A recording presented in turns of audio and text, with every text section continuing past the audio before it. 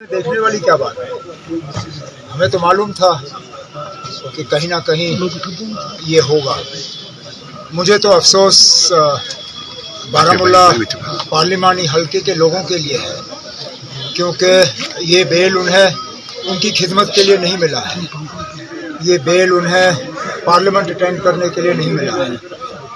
ये बेल एक member parliament की हैसियत से काम करने के लिए नहीं मिला है। ये बेल मिला है सिर्फ़ और सिर्फ यहाँ वोट हासिल करने के लिए, और उसके बाद इनको वापस तिहाड़ लेना पड़ेगा और नॉर्थ कश्मीर के लोग दोबारा एक नुमाइंदे के बिना होंगे। अब वोटर इसको किस तरह से लेगा और इस फैसले का उन पे क्या असर होगा हम देखेंगे अभी। समझ के और मतलब बड़े एहतियात से इस मामले में कदम रख रहा था, लेकिन अच्छी बात है कि जो बात बहुत लोग सोच रहे थे वो महबूबा मुफ्ती साहिबा ने खुल के की। उन्होंने तो सीधा सीधा कहा है कि इंजीनियर रशीद साहब बीजेपी के कहने पे काम कर रहे हैं, और सवाल उठाया कि ये जो सारा पैसा खर्च हो रहा है उनके उम्मीदवारों पे, ये पैसा आ कहाँ से रहा है। अब देखें, अगर इसका जवाब AIP से आ जाता है, हम तो इन लोगों का मुकाबला करते रहेंगे।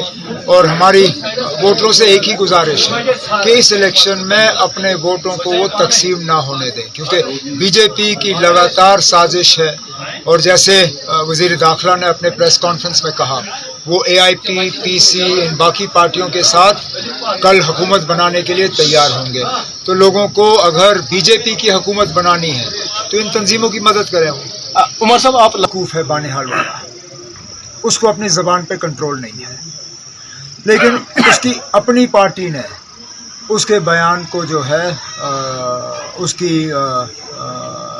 उसके खिलाफ एक बयान जारी किया है। अब वो बानिहाल वालों को इतनी फ्रस्ट्रेशन क्यों है, उसको अपनी ज़बान पे कंट्रोल क्यों नहीं, मुझे इसका जवाब मेरे पास है नहीं।